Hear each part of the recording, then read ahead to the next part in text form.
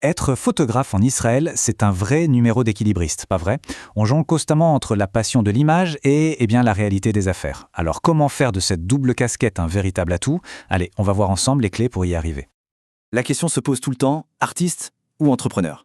Comme s'il fallait choisir son camp. Mais en fait, pourquoi choisir? L'idée, c'est justement de voir que ces deux facettes sont les deux faces d'une même pièce.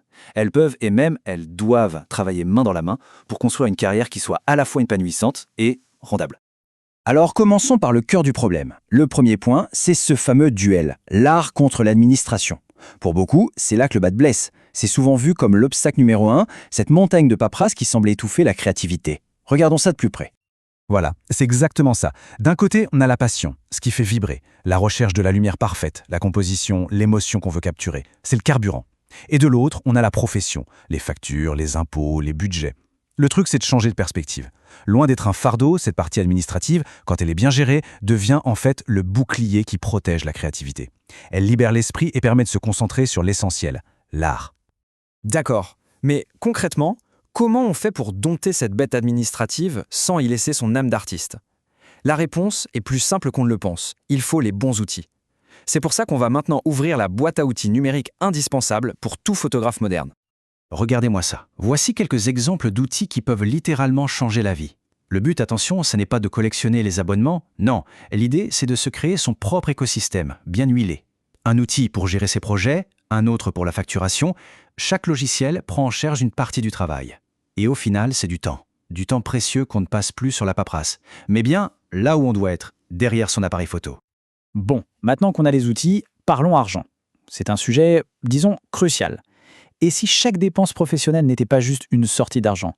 Et si c'était en fait une opportunité, une occasion de faire des économies? C'est exactement ça l'idée. Transformer les dépenses en un levier pour optimiser sa fiscalité. On commence par le plus évident, le matériel photo. Ça, c'est vraiment le b.a.-ba. Il faut que ça devienne un réflexe. Ce nouvel objectif, ce flash, ce n'est pas juste un achat plaisir, non, c'est un investissement pur et dur dans son outil de travail. Et la bonne nouvelle, c'est que le fisc est tout à fait d'accord avec ça. Et là, la liste est longue. Appareil photo, bien sûr, objectif, drone, tout le matériel d'éclairage, bref, tout ce qui est essentiel au métier. Le point clé à retenir, c'est vraiment ça. Chaque achat devait être vu avec cette double casquette. D'un côté, est-ce que ça va améliorer mon art? Et de l'autre, comment ça s'intègre dans ma stratégie fiscale? C'est cette double vision qui est payante. Et attention, il n'y a pas que le matériel physique.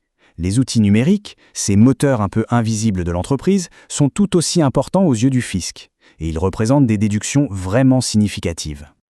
Pensez-y, l'abonnement à la suite Adobe, c'est indispensable. Les frais pour une galerie en ligne pour livrer les photos aux clients, pareil. Tout ça, ce ne sont pas juste des dépenses, ce sont des investissements continus qui font tourner la boutique. Et chaque euro investi de cette façon, c'est un euro qui vient réduire l'ardoise fiscale à la fin de l'année. Ok, on a vu le matériel et les logiciels, mais on peut aller encore plus loin. Le champ des dépenses déductibles est en fait bien plus vaste. Il faut penser à tout ce qui est lié au fonctionnement quotidien de l'entreprise, mais aussi à sa croissance. Par exemple, les dépassements pour aller sur un shooting. Les frais de train, d'essence, c'est déductible. Une formation pour apprendre une nouvelle technique de retouche, déductible. Un peu de pub sur les réseaux sociaux pour trouver des clients, déductible aussi. Location d'un studio, réparation d'un objectif. En fait, la règle est simple. Toute dépense qui aide l'entreprise à fonctionner ou à se développer est potentiellement une charge professionnelle. C'est un levier énorme et pourtant beaucoup passent à côté. Bon, savoir quoi déduire, c'est bien, c'est la première étape. Mais savoir comment s'organiser pour ne rien oublier, c'est une autre paire de manches, et c'est tout aussi crucial. Alors voyons maintenant la méthode, le système à mettre en place pour une gestion financière au top. En fait, ça se résume à 4 étapes simples. 1. Tout documenter. Chaque café avec un client, on note tout. 2. Préserver les preuves. Fini les tickets de caisse qui s'effacent. On prend une photo et on archive tout numériquement. 3. Planifier. Un gros achat en vue, on essaie de le programmer intelligemment pour optimiser son bilan fiscal. Et enfin, l'étape 4, la plus importante. Consulter un pro. Un expert comptable, c'est le meilleur copilote pour naviguer dans ces questions. Ok, ça demande un peu de rigueur au début, c'est vrai. Mais le jeu en vaut vraiment la chandelle. Et les bénéfices, ils sont bien réels et vont bien au-delà de juste payer moins d'impôts. Le premier bénéfice, c'est le plus direct, le plus évident. On réduit sa charge fiscale. Dit plus simplement, ça veut dire plus d'argent qui reste dans sa poche à la fin de l'année. Chaque déduction bien identifiée, c'est une part de revenu protégé de l'impôt. C'est mathématique. Le deuxième bénéfice, c'est peut-être le plus précieux, le temps. En automatisant la paperasse, on ne gagne pas quelques minutes, on gagne des heures, des jours entiers sur une année. Et ce temps, on peut le réinvestir là où il y a une vraie valeur ajoutée, à créer, à shooter, à se former. Et enfin, il y a un troisième bénéfice qu'on oublie souvent, l'image professionnelle. Pensez-y, un client qui reçoit sa facture à temps, qui accède à une galerie en ligne impeccable, ça change tout. Chaque détail administratif bien géré renforce l'image d'un pro sérieux et fiable. Ça inspire confiance, et un client en confiance, c'est un client qui revient et qui recommande. Finalement, tout se résume assez bien dans cette phrase.